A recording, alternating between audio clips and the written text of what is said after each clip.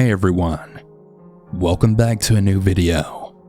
Before we begin, I want to give a trigger warning for stories number 1 through 3.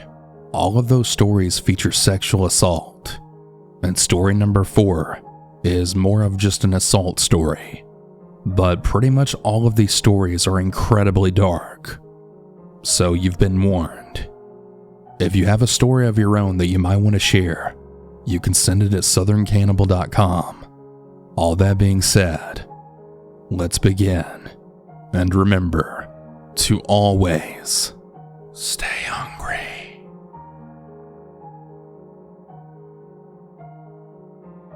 Hello everyone. I'm sure by now everyone is caught up with watching the new Dahmer series on Netflix. I personally didn't know any real details about Jeffrey Dahmer until this show.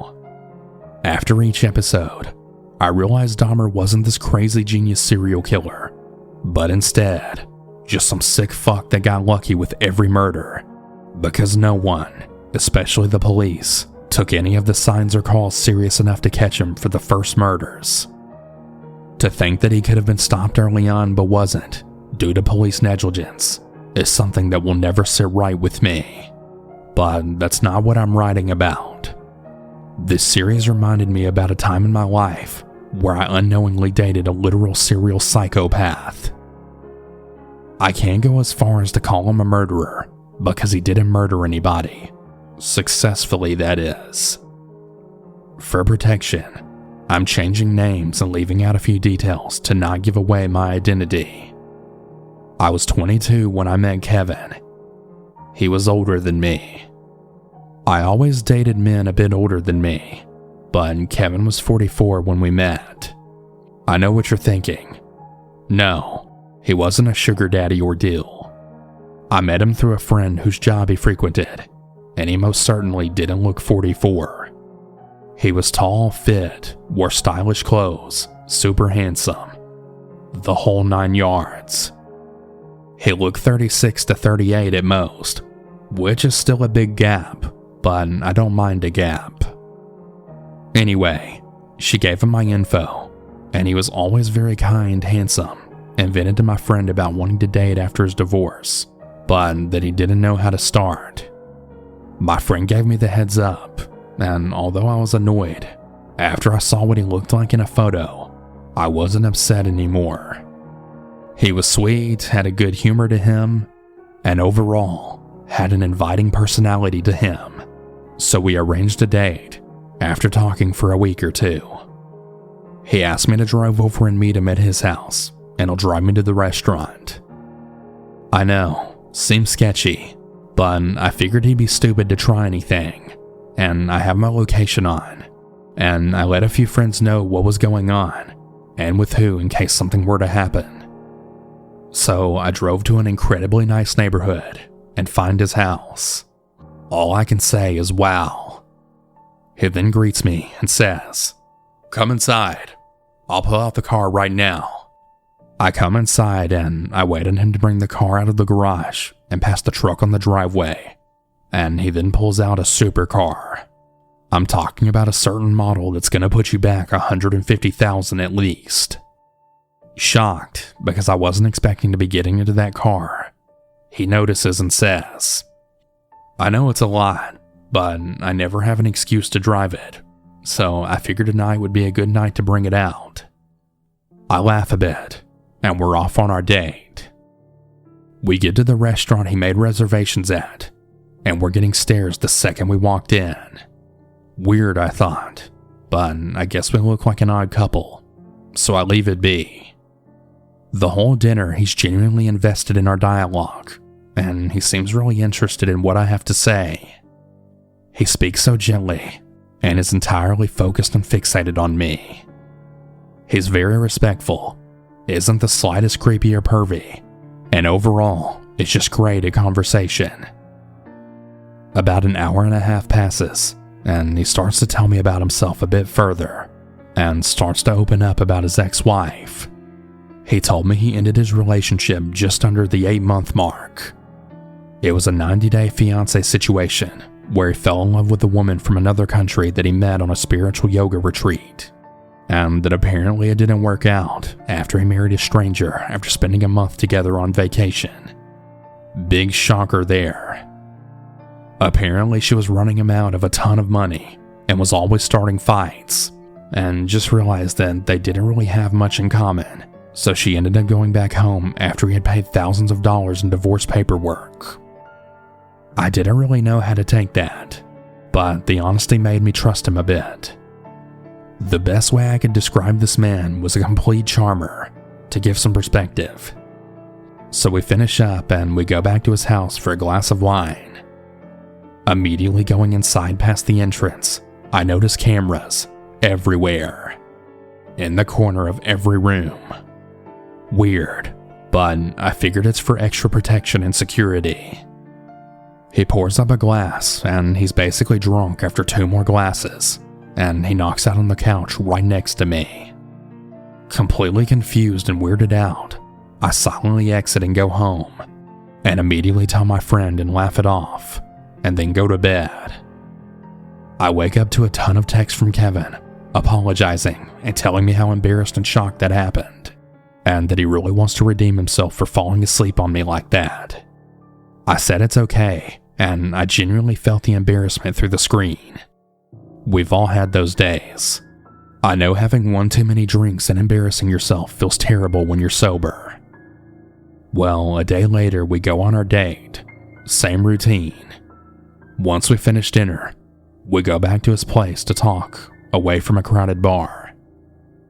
We're maybe about 3 drinks in, so relatively sober. And out of nowhere he asks, "So what are you into?" And I then ask in what reference. Then he proceeds to tell me physically, "What are you into in a man? Any kinks?" If it isn't obvious by now, I like the daddy kink, and just dominance in a man, physically, financially, emotionally, etc.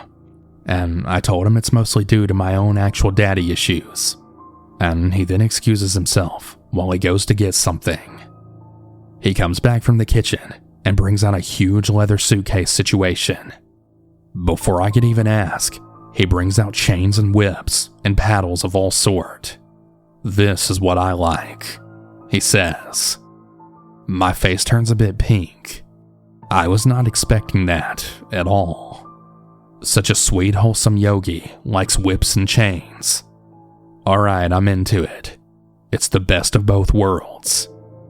So he goes on to tell me that if I wanted this relationship to go any further, I would have to sign 3 legal documents. I thought, okay. Considering his work, I understand why he would want an NDA, but what could the other 2 be? It's not like I'm not familiar with dating a man up there per se. This isn't my first rodeo or first NDA. But when I asked what the other forms were, he said both were consent forms and a binding document that said I can't sue or charge him for anything that was done in the bedroom. I kind of have a blank stare at this point because I didn't know what to say right at this moment. So he begins to explain how these contracts are more for my protection than his. We both look at the clock and we realize it's late, and we agree to talk about this further another time. So I give him a hug, and then I go home. The entire drive, I just played the last hour of our date over and over in my head. The suitcase, the body language, the look in his eyes when he brought up the contracts. Just all of it was incredibly sinister. A feeling I never got from him. So me being me, I do a background check, and I never thought I would find out what I did about this man. Severe trigger warning. Listen at your own discretion. I'm unaware of his serious and casual relationships, but I do know he was married twice and divorced twice. His first marriage lasted several years. I don't know the exact number or timeline, but his most recent second marriage lasted only a few months, including the engagement period, as this was the wife on the spousal visa. The first documents I find on this man are his traffic records. Cool. Everyone has gotten a ticket. No big deal. but he got enough DUIs and DWIs to completely suspend his license for a couple of years. So, off that discovery, I also can guess he has a drinking problem on his hands. After the never-ending traffic records, I found several of his socials and company website. So far, pretty normal. Then we get to the court documents. Every single trial, hearing, court case, charges, everything. I don't even know where to start. I guess I'll start with the lighter stuff, if you could even call it that. He used to tie his ex-wife up with silk robes and bondage, but not for consensual kinky bedroom play. That's how we started off at first, sure, but he'd leave her there, tied up, defenseless, and he would watch her struggle for hours. He had her tied up for so long one time that she had severe bruises and bloody blisters on her hands and ankles and was left severely dehydrated. He's sick. I won't use the R word, as I'm sensitive to it, and there's no need to go into detail with just how many times or severity of it. But yes, he assaulted his wife and ex several times. At this point, I feel myself going pale. I was just with this man, in his home. We were alone. It was dark. He could have easily overpowered me. The worst part about this was that I was barely on the second page. There were so many pages of detailed descriptions of all the terrible things this man would do to these women. According to the records, he had her email, social media accounts, and actual cell phone tapped. The front-facing camera on her Android was bugged to turn on and off at his disclosure. How the fuck did he even manage to do that? Of course, the possessiveness didn't end there. He had her location tracked, her phone and her car, you guessed it, bugged. He would show up at her job, girls' dinners, family homes, both during and after the relationship ended. He recorded a lot of their intimate moments and had a tremendous number of his wife's personal photos. Some consensual, most, however, were not. After a fight between them broke out, he leaked an intimate photo of them on his and her socials. If said social site deleted the image after violating the terms and agreement or was reported, he would simply just re-upload until a threat of permanent account termination. And as if that wasn't already disgusting and evil enough, he went as far as to mail intimate Polaroid pictures of his wife to her mother and father, attempting to taint the image of their own daughter. What kind of sick fuck would do that to their own in-laws? I sort of paused after reading that. I can't imagine what her parents must have felt to have their son-in-law betray their daughter and their trust like that. God, and that wasn't even the worst part. As I mentioned earlier, he had his license suspended and several DUIs and DWIs. As a result, he would report regularly to a parole officer. However, he wasn't on parole because of the DWIs. He was on parole because of the attempted murder of his ex-girlfriend. Yes, attempted murder, and it wouldn't be long until he attempted the same with his ex-wife. I won't go into detail. I don't want to relive it, and I don't want to give away any details. But just know she was very lucky the neighbors got involved.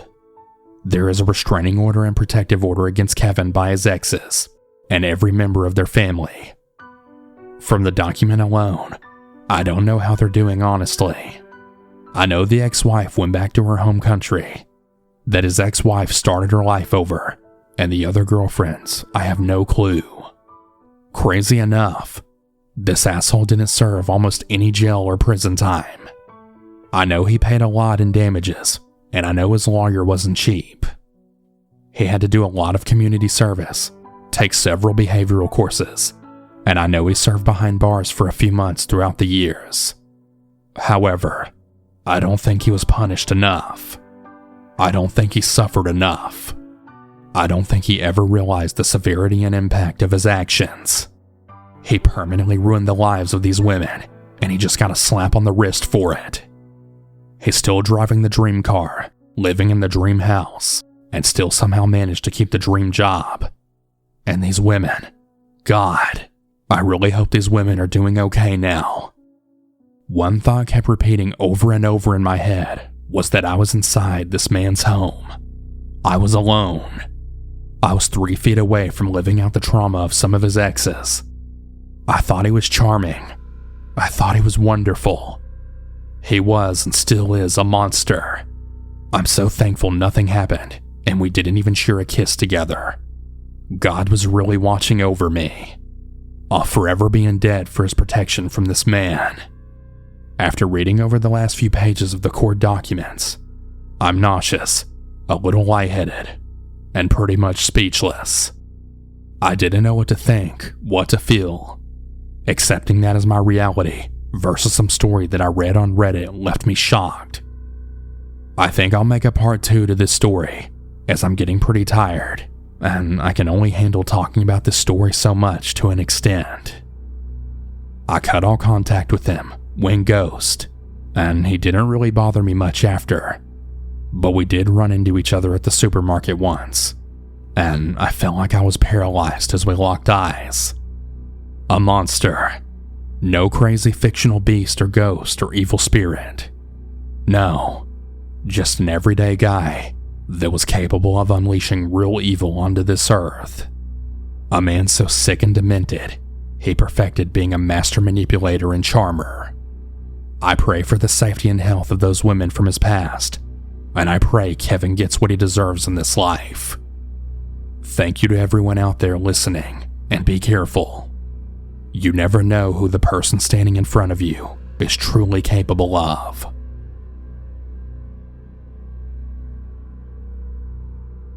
Alright, so summer 2021, I had been dating this guy that I met on Facebook, and we were dating for a few months. There were so many red flags, and so I broke things off. I will tell the truth and say that I was shitty, because I just snapped in a moment and broke up with him over a text. So obviously, he didn't take it well.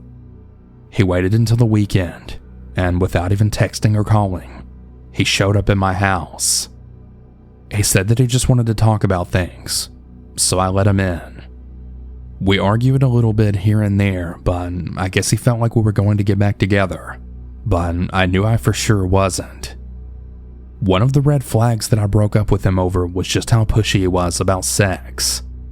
He would basically try and force himself on me every chance he got, so he would go from crying and screaming to arguing, trying to be sweet and caressing my hair and trying to have sex.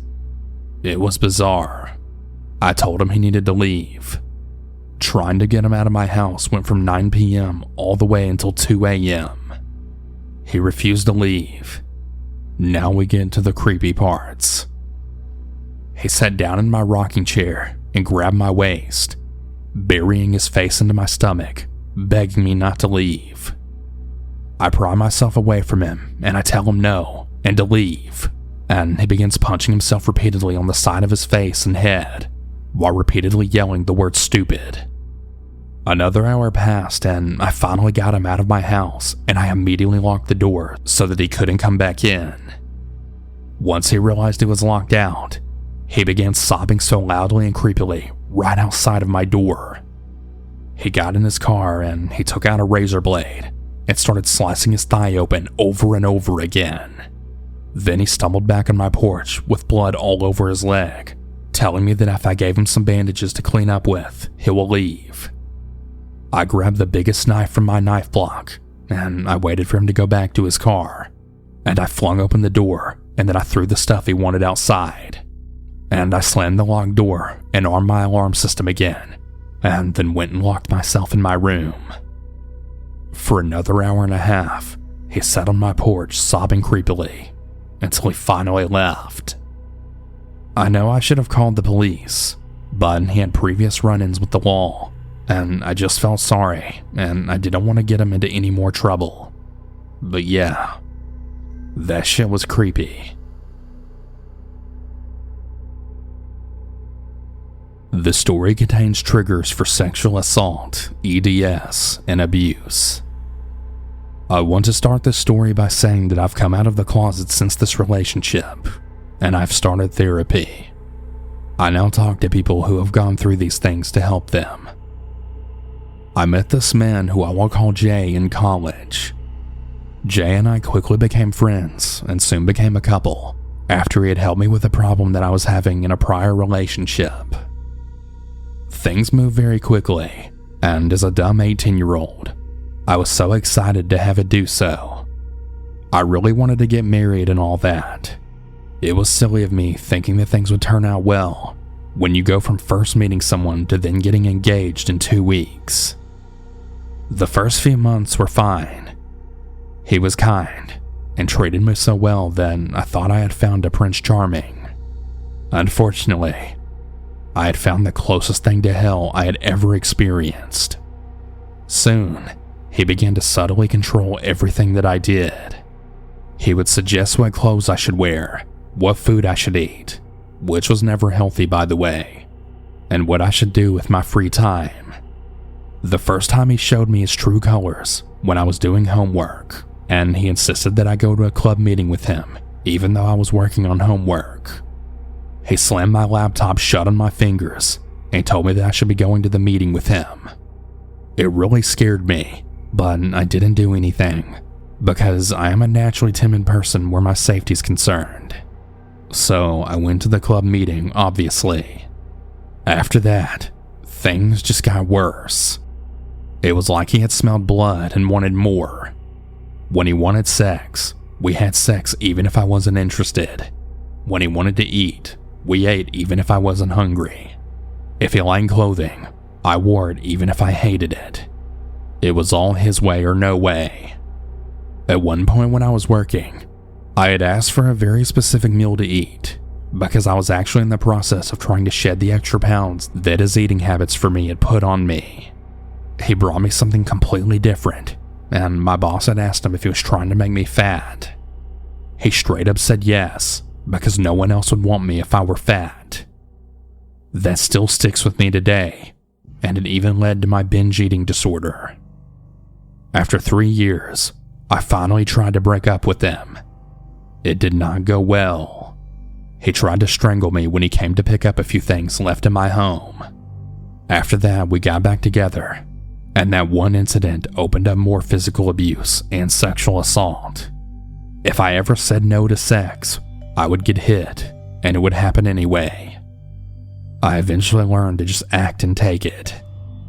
Whenever I would say no to other things, he would give me a warning look, especially if we were around people, so I would know not to keep going, or there would be trouble for me. Occasionally, he would lock me in closets when he really wanted to punish me. The light switches were outside the closets, and I'm scared of the dark. All of this was piled onto the emotional and mental abuse that he put me through by keeping me fat and ensuring that I looked as unappealing to other men as possible. I would be punished even if he thought another man or woman looked at me or even spoke to me in various ways. The final straw was when one night, he forced me to drink far too much and had his way with me in a way that had always been a hard limit for me, that even though he was abusive, he had always respected. I was tied up, restrained, and gagged, so there was nothing I could do but cry. With the help of my now best friend, I was finally able to leave him and never go back. I never went to the police with anything that happened to me because I had no proof, and I was terrified that no one would believe me. I had been beaten down for so long that I had nothing. I have since gotten into therapy for my anxiety, depression, and PTSD. I am also finally able to talk about the things that happened to me in the hope that it'll help someone else. Please, if you or someone you know is in an abusive situation, do something. It can be hard and scary to get out of, but you do have the strength to save yourself or someone else. Watch for your red flags and try to stop it before it starts. Stay safe out there.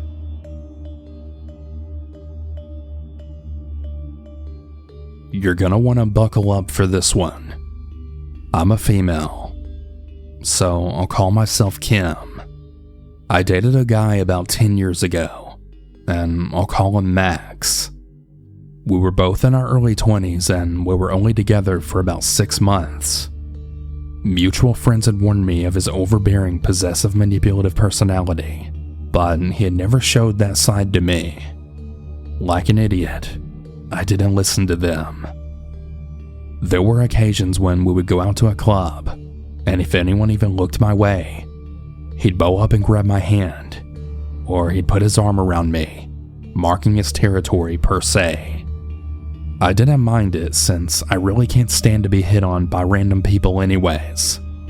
Well, he started becoming very needy for my attention, and I never got a day off of seeing him, nor feeling guilty because I tell him I just wanted to be alone for the night. I'm very independent, and I like my own space, which really began bothering him about 8 months into our relationship. Now, here's the part that I literally still have nightmares about. I have a best friend from the 6th grade, who I'll call Travis. We have always been super close, and our families often did things together as well. He was an only child, and he kind of looked at me like a sister. I knew from very early on, before he even admitted it, that he was gay. I was even there when he told his parents our 10th grade year. Well, fast forward, he ended up going away for college while I stayed in our hometown. He ended up getting married to his partner, and I was his best groomswoman. I even made them godparents to my daughter.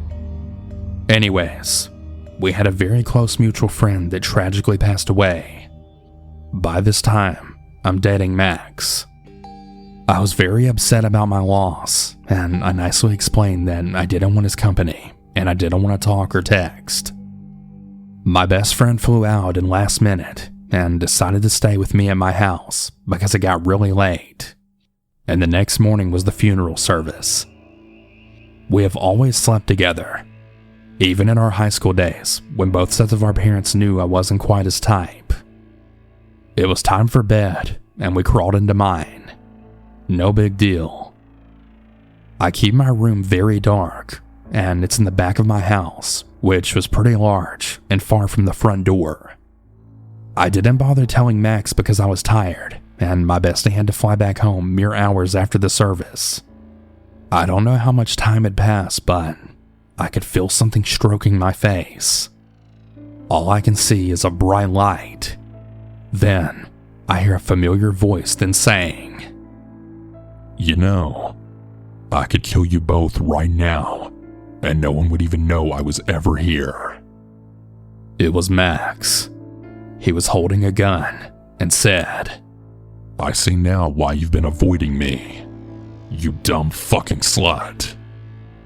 He even asked my friend if he liked sleeping with other people's women. I told him to shut up, and that this was my best friend that I often spoke about. He, of course, didn't believe me. My friend, who is 5'2", maybe 120 pounds, while Max lived in a gym and was about 6 feet solid muscle, said, "Man, you have no idea what you're talking about. I'm gay and married." Max again didn't believe it.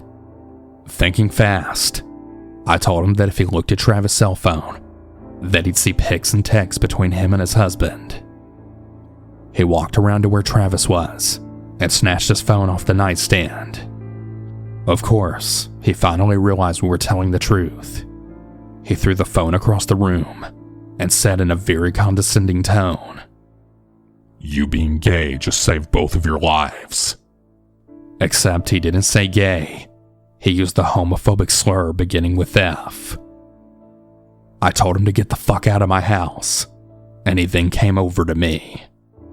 At this point, I was standing in my bedroom door with the light on, glaring at him and yelling at him to leave.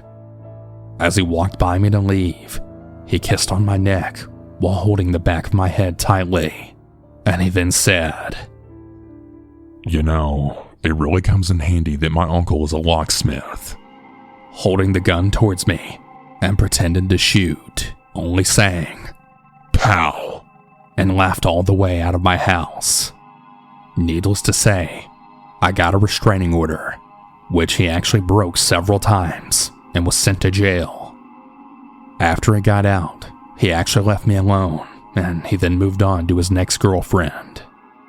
As of today, Max is in a high-security prison on attempted murder, multiple assault with a dangerous weapon charges, and assault on a police officer, which also landed that officer in the hospital, and carrying an unregistered firearm. Not to mention the drugs they found on him. I consider myself very lucky to not have been one of his victims. I should have listened to my friends, and I hope he rots in prison right where he belongs.